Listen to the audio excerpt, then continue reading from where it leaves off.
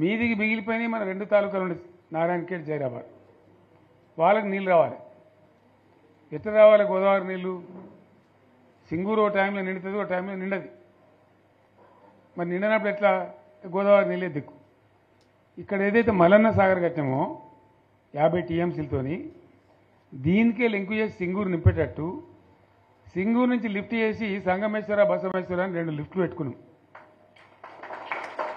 2 తాలూకాలకు రెండింటికి కూడా లక్ష ఎకరాల పైచీలకు వచ్చేటట్టు ఎకరాల నీళ్ళు వచ్చేటట్టు పెట్టుకున్నాం. టెండర్లు పిలిచినాం, పనులు స్టార్ట్ అయినాయి, గుత్తేదారులు వచ్చిండ్రు, పనులు మొదలుపెట్టిండ్రు. ఇవాళ ఈ కాంగ్రెస్ గవర్నమెంట్ ఆ టెండర్లు ఎందుకు ఆపింది? సంగమేశ్వర బసవేశ్వర ఎత్తిమోతల పథకాలు ఎందుకు నిలిపేసింది? ఎవరి కోసం నిలిపేసినట్టు? నేను హరీష్ రావుకు చెప్తున్నా, మీరు 2 తాలూకాల ప్రజలను కూడా సమీకరించి సంగమేశ్వర బసవేశ్వర మీద పెద్ద ఎత్తున దండయాత్ర చేయాలి, పోరాటం చేయాలి. తప్పదు కదా, కొట్లాడితేనే తెలంగాణ వచ్చింది. ఇది కూడా రావాలని కొట్లాడానంటే ప్రజలు విజృంభించాలి, అయితేనే నీళ్ళు వస్తాయి. సంగమేశ్వర లిఫ్ట్ రావాల్సిందే, బసవేశ్వర లిఫ్ట్ రావాల్సిందే. ఖచ్చితంగా 2 తాలూకాలకు కూడా 1,50,000 ఎకరాలకు నీళ్ళు వస్తే పంటలు పండితే మనం బతుకుతాం. అంతే కదా, ఆందోళన కొడితే దానిలో సంగమేశ్వర బసవేశ్వర ఆందోళన కూడా ఉంది. సింగూరు కాక సింగూరు మీది ప్రాంతానికి వచ్చేదంతా కూడా దాదాపు 70,000-80,000 ఎకరాల ఆందోళన కూడా ఉంది. సో అంత మంచి ప్రాజెక్ట్ ఇలా కాంగ్రెస్ ఎందుకు ఆపింది? ఓ మినిస్టర్ ఉన్నాడా, ఆయన ఆందోళన. మరి ఆయన ఏం చేస్తున్నట్టు? మంత్రి పదవులు, ముఖ్యమంత్రి పదవులు ఎందుకు?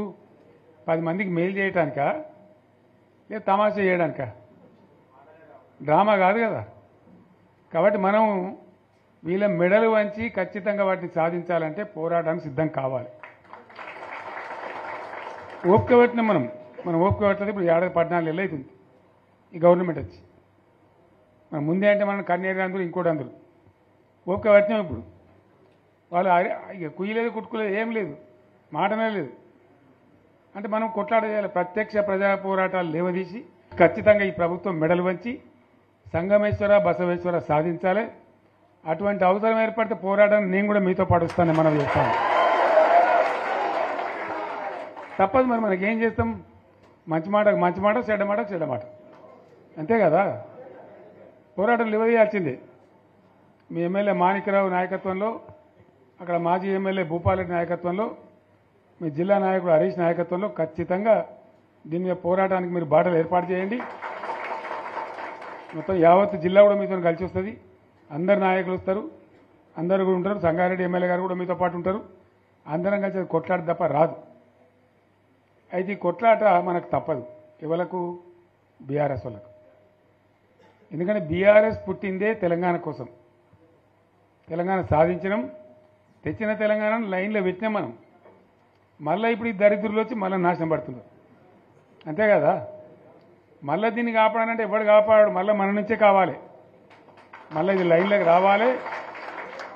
అందరూ మంచిగా ఉండాలి. ఎందుకంటే మనకు, మన పార్టీకి కులం లేదు, మతం లేదు, జాతి లేదు. తెలంగాణలో ప్రతి బిడ్డ మనోడే. వాళ్ళు ఏ మతం ఉన్నారు, ఏ కులం ఉన్నారు మనకు అవసరం లేదు. ఈ తెలంగాణ బార్డర్ గీత లోపలిన బిడ్డలు అందరు మనోళ్ళే, అందరూ బాగుపడాల్సిందే.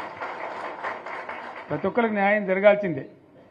ఆ న్యాయం జరిగి ఆ ఫలితాలు తెలంగాణకు వచ్చేదాకా ఇంకెవ్వడు కొట్లాడాడు, ఎవరితో కాదు.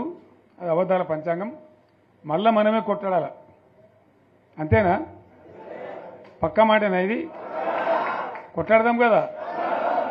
ప్రాణం పోయినా సరే తెలంగాణకు రక్షకులు మనమే. తెగించి కొట్లాడాల్సిందే. తెలంగాణ హక్కులను కొట్లాడాల్సిందే. మనమే కొట్లాడి తీరాల్సిందే. అలా రెండవ మాట లేదు. కాబట్టి దయచేసి అవసరమైన సందర్భంలో మీ జిల్లా నాయకులు పిలిపిస్తారు, రాష్ట్రం నుంచి నేను కూడా పిలిపిస్తాను. మీరు సిద్ధపడి ప్రత్యక్ష ప్రజా పోరాటాలు లేవదీసైనా సరే మన ప్రాజెక్టులు సాధించుకోవాలి, మన నీళ్లు సాధించుకోవాలి, మన ప్రజలకు అన్యాయం జరుగుతుంటే ఎదురు తిరగాలి, కొట్లాడాలి. తప్పకుండా ప్రజలకు న్యాయం చేసేదాకా మనం ముందుకు పోతూనే ఉండాలి. తెలంగాణ కోసమే బయలుదేరిన జెండా గులాబీ జెండా. తెలంగాణను సాధించింది గులాబీ జెండా. తెలంగాణను మంచిగా చేసి లైన్లో పెట్టింది గులాబీ జెండా. భారతదేశంలో నంబర్ 1 అనేక విషయాలలో చేసి సాధించి చూపెట్టింది గులాబీ జెండా. జర్రంత మోసం జరిగింది. ఆ జర్రంత మోసానికి ఇవాళ ఓడోడిగా ఉనుక మీద రోకలనే దుంకులాడుతుండు. అంతే కదా, ఎందుకు వానికి దాని కూడా ఏమేమో మాట్లాడుతుండు. సరే, నేను గంభీరంగా మౌనంగా చూస్తున్నా. నేను కొడితే వట్టి కొట్టు నాకు అలవాట్లేదు కదా.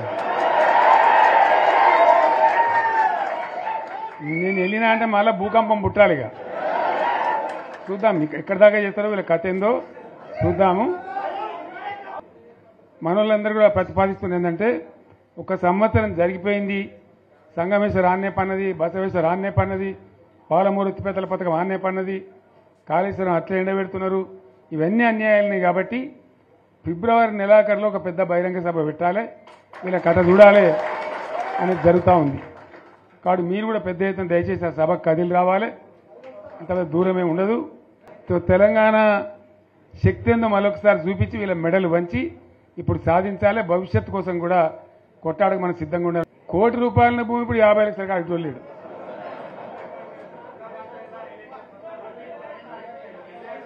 ఈ ఒక్కని బాధగా ఉంది. వచ్చారు హైదరాబాద్కి, అందులోకి 2 ముస్లిం సోదరులు వచ్చారు. साहब सोप तबाह हो गया, इफलासी मुफ्त क्या तब होगा, तुम्हारे क्या हो, तुम हैदराबाद में तुम लोग हैं, मेरा कारोबार है साहब, मेरा छोटा मोटा कारोबार है, होटल भी है, 70% गिर गया अब. हर कोई पूछ रहा है, हर कोई केसीआर को याद कर रहा है साहब अंటారు. వాళ్ళు మాట్లాడుతున్నారు. ఎక్కడ ప్రతి ఒక్కరు భూముల ధరలు పోయినాయి, మన్ను పోయినాయి, మసానం అన్ని పోయినాయి. ఎంత మంచిగా 4 ఎకరాల రైతు నేను 4 కోట్ల ఆసామని అనుకుంటుండే, అంత ధీమా ఉండే, ఎంత బాగుండే. హైదరాబాద్ నుంచి అడిగితే కూడా వచ్చి మనం ఇవ్వకపోదాం భూములు, డిమాండ్ పెరగానని.